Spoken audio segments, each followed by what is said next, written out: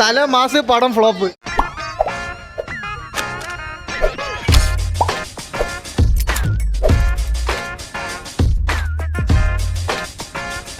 തലാജിത്തിന്റെ ഏറ്റവും ഹൈപ്പിൽ വന്നൊരു പടം, വർഷങ്ങളായി അപ്ഡേറ്റ് ചോദിച്ചു നടന്നവന്മാരൊക്കെ ഊക്കി വിട്ടൊരു പടം, വലിമായി. അപ്പൊ പടം തുടങ്ങുമ്പോൾ തന്നെ ഒരു കൊളംബിയൻ ഗാങ് ചെന്നൈയിലേക്ക് ഇറക്കിയ ഡ്രഗ്സ് ഒരു ബൈക്കർ ഗാങ് അടിച്ചു മാറ്റി ചെന്നൈയിൽ മൊത്തം സപ്ലൈ ചെയ്തുകൊണ്ടിരിക്കുന്നിടത്താണ് ഇവനാണ് ആ ബൈക്കർ ഗാങ്ങിന്റെ ചീഫ്. ഈ ബൈക്കർ ഗാങ്ങിനെ പറ്റി പറയുകയാണെങ്കിൽ ബിടെക് കഴിഞ്ഞ് പണിയൊന്നും കിട്ടാതെ നാട്ടുകാരുടെ കുറ്റപ്പെടുത്തലും ഉപദേശവും ഒക്കെ കേട്ട് സഹിക്കാൻ വയ്യാതെ ഈ ഗാങ്ങിൽ വന്ന് ചേർന്നവരാണ് ഇതിലുള്ളവർ. അപ്പൊ ബിടെക്കാരെ കാണുമ്പോൾ പുച്ഛിക്കരുത്. ഇവർ കാരണം ചെന്നൈയിൽ മനസമാധാനത്തോടെ ഇറങ്ങി നടക്കാൻ പറ്റാത്ത അവസ്ഥയാണ്. മാല പൊട്ടിക്കൽ, കൊട്ടേഷൻ പരിപാടികൾ, ഡ്രഗ് സപ്ലൈ ഒക്കെയായി നാട്ടിൽ മൊത്തം ക്രൈമാണ്.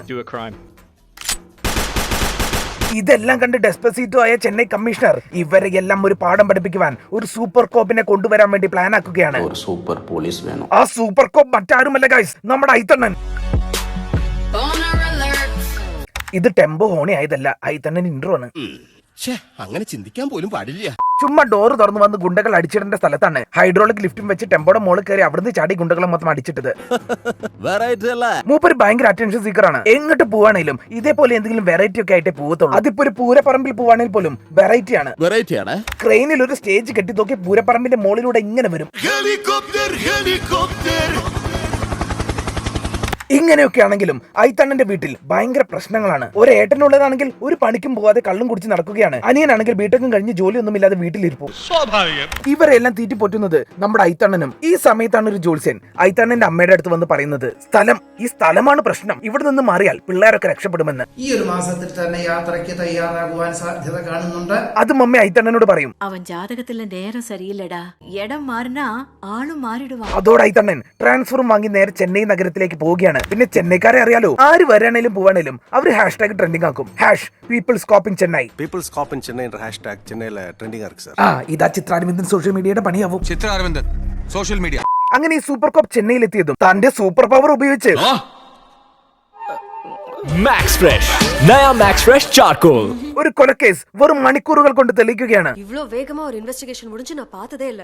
അങ്ങനെ ഒരു ദിവസം കമ്മീഷണർ സൂപ്പർ കോപ്പിനെ വിളിച്ച് ചെന്നൈയിലെ ബൈക്കർ ഗാങ്ങിനെയും അവരുണ്ടാക്കുന്ന ഡ്രഗ് ഡീൽസിനെയും ചെയിൻ സ്നാച്ചിങ്ങിനെയും ഒക്കെ പറ്റി പറഞ്ഞു കൊടുത്ത് അവരെ പിടിക്കാൻ ഒരു മിഷൻ കൊടുക്കുകയാണ്. അപ്പൊ എന്നാ ഐത്തണ്ണൻ പെണ്ണുങ്ങളുടെ സ്വർണം കക്കുന്നവന്മാരെയൊക്കെ ഞാൻ പിടിക്കുമെന്ന് പറഞ്ഞ് ശപഥം ചെയ്യും. பொம்பளைங்க கழுத்துல இருக்கிற நகை வெறும் அலங்காரம் கிடையாது. நகை வச்சுக்கிறது பெண்களோட ஆசை மட்டும் இல்ல சார், தேவை கனவு. ഇതെന്താ ജോയാ ലുക്കാസിന്റെ പരസ്യ. അങ്ങനെ ഐത്തണ്ണൻ ഒരു തിയേറ്ററിൽ കൺട്രോൾ റൂം ഉണ്ടാക്കി ചെന്നൈ നഗരത്തിന്റെ CCTV മൊത്തം നിരീക്ഷിച്ചുകൊണ്ടിരിക്കുകയാവും. ഈ സമയത്താണ് ആ കംബോഡിയൻ ഗാങ് വീണ്ടും ചെന്നൈയിലേക്ക് 1000 കിലോ ഡ്രഗ്സ് ഇറക്കുന്നത്. இந்த வாட்டி 1 டன் இறக்க போறேன், 3000 കോടി രൂപ വർത്ത്. ഈ വിവരം ആ ബൈക്കർ ഗാങ്ങിന് കിട്ടുകയാണ്. അങ്ങനെ അവരത് കക്കാൻ തീരുമാനിക്കും. ആ വിവരം നമ്മുടെ ഐത്തണ്ണനും കിട്ടും. സോ ബൈക്കർ ഗാങ് അതടിച്ച് സപ്ലൈ ചെയ്യുന്നതിന് മുന്നേ തന്നെ അത് പിടിച്ചെടുക്കാൻ ഐത്തണ്ണൻ പ്ലാനാക്കും. അങ്ങനെ ബൈക്കർ ഗാങ് ഡ്രഗ് മോഷ്ടിക്കാൻ പോകുമ്പോൾ ഐത്ത ഒരു ബൈക്ക് എടുത്ത് പിന്നാലെ പോകും. എന്നിട്ട് ബൈക്കർ ഗാങ് ചീഫും ഐത്തണ്ണനും തമ്മിൽ വൻ റേസിംഗ്. ഒരു കാര്യം പറയാൻ മറന്നുപോയി, നമ്മുടെ ഐത്തിനെ പോലീസിലെടുത്ത് തന്നെ ഇങ്ങേരുടെ റേസിംഗ് കണ്ട് CM നേരിട്ട് വിളിച്ച് പറഞ്ഞിട്ടാണ്. ബൈക്ക് റേസിൽ ഏതോ ചാമ്പ്യൻ ആയിട്ടാണ് CM ഡയറക്റ്റ് അപ്പോയിന്റ്മെന്റ് பண்ணாங்களே.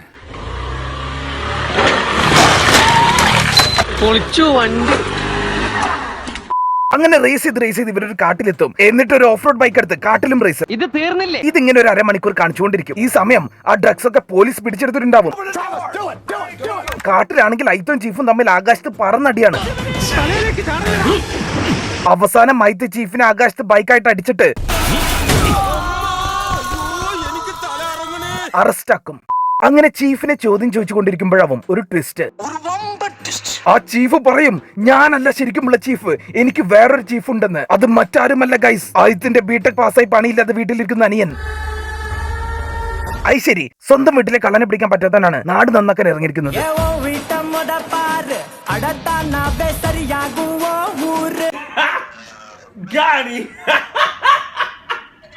അപ്പൊ ഇതൊക്കെ എന്താ സംഭവം എന്ന് വെച്ചാൽ ഐത്തിന്റെ അനിയൻ അവന്റെ ദോഷം മാറാൻ ചെന്നൈയിലേക്ക് വന്നതും അവിടെ ഇവന്റെ നാട്ടിലത്തേക്കാളും വലിയ ഊക്കൽ.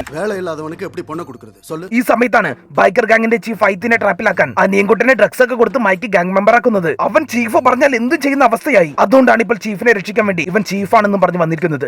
എല്ലാവരും പ്രൊഡക്ഷൻ ശരിയായിക്കോണം നിർബന്ധമുണ്ടോ? ഒന്നുമില്ല. അങ്ങനെ ബൈക്കർ ഗാങ് ചീഫിനെ അനിയനെയും കൂട്ടി ഐത്തണ്ണൻ കോടതിയിൽ ഹാജരാക്കാൻ പോവുകയാവും. അപ്പൊ അതാ ഗാങ് മെമ്പേഴ്സ് മൊത്തം വന്ന് ഒരു അരമണിക്കൂർ ആ ബസ്സിനെ ചേസ് ചെയ്യും.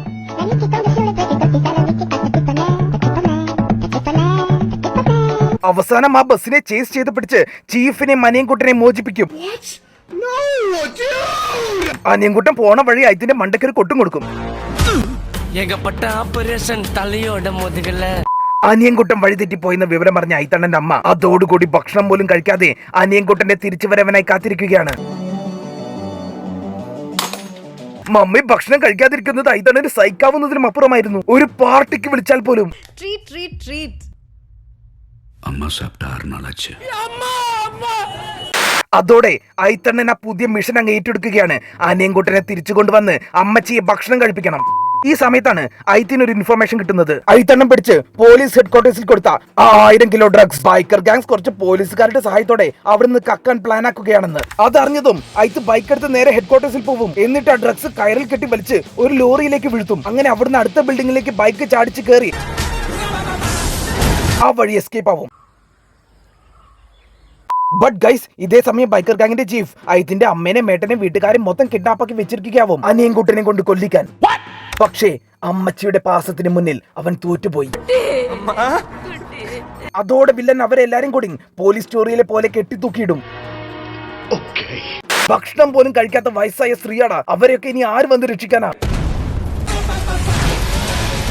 യെസ് ഗൈസ്, ഐത്തണ്ണൻ ഒരു കാർ ഓടിച്ച് ക്ലൈമാക്സ് നടക്കുന്ന സ്ഥലത്തേക്ക് വരികയാണ്. ഈ രഹസ്യ സ്ഥലം ഐത്തണ്ണൻ എങ്ങനെ മനസ്സിലായി? മൂപ്പരുടെ അണ്ണന്റെ കയ്യിൽ GPS വാച്ച് കെട്ടിക്കൊടുത്തിട്ടുണ്ട്. അതിലൂടെയാണ് ഇവർ ക്ലൈമാക്സ് നടക്കുന്ന സ്ഥലത്തുണ്ടെന്ന് ഐത്തിന് മനസ്സിലായത്. പിന്നീട് അവിടെ വില്ലനും മൈത്തും വൻ ഫൈറ്റ് ആവും. ലാസ്റ്റ് ഐത്തണ്ണൻ വില്ലനെ അടിച്ച് തോൽപ്പിച്ച് കെട്ടിത്തൂക്കിയിടും. അങ്ങനെ അവസാനം അനിയൻകുട്ടനെ വീട്ടിലേക്ക് തിരിച്ചു കൊണ്ടുവന്ന് അമ്മച്ചിയെ കൊണ്ട് ഭക്ഷണം കഴിപ്പിക്കും ഐത്തണ്ണൻ. ആ മിഷൻ കംപ്ലീറ്റ് ആയിരിക്കുകയാണ്. പിന്നെ ബൈക്കർ ഗാങ്ങിലുള്ള പിള്ളേരൊക്കെ ഒന്ന് വിളിച്ചു വരുത്തി ഒന്ന് ഉപദേശിക്കും. ആ ഉപദേശത്തോടെ ഇത്രയും കാലം കൊലയും ചെയിൻ സ്നാച്ചിങ്ങും ഡ്രഗ് സപ്ലൈയും ഒക്കെ നടത്തിയമാരൊക്കെ അങ്ങ് നന്നാവും. ചെന്നൈയിൽ ഒരു പുതിയ #ടാഗും തുടങ്ങും. #MNT Revolution. പടം കഴിഞ്ഞ്. ഈ വീഡിയോ നിങ്ങൾക്ക് ഇഷ്ടപ്പെട്ടാൽ നമ്മുടെ ചാനലിലെ ബാക്കി വീഡിയോസായ മോൺസ്റ്റർ, കൂട്ടുകാർ, CBI5, ബിഗ് ബ്രദർ, സിദ്ധാർത്ഥ, അഞ്ചിരോ, അർജുനൻ, ബലറാം, വസുതാരദാസ്, Laila, Dracula, my story, rain tree കമ്പഗൻ, ശോഭരാജ്, മാമകം, കലണ്ടർ, ലോക്പാൽ, നമ്മൾ തമ്മിൽ, വന്ദേ മാതരം, കാമ്പോജി, സലാം കാശ്മീർ, നക്ഷത്ര കണ്ണൂർ രാജകുമാർ, നവനുണ്ട് രാജകുമാരി, കയ്യെത്തും ദൂരത്ത്, വൈറ്റ്, CIA, മിക്കായിൽ, വാറൻ ലവ്, കൃത്യം, നിറം തുടങ്ങിയ വീഡിയോസും നിങ്ങളൊന്ന് കാണണം പ്ലീസ്.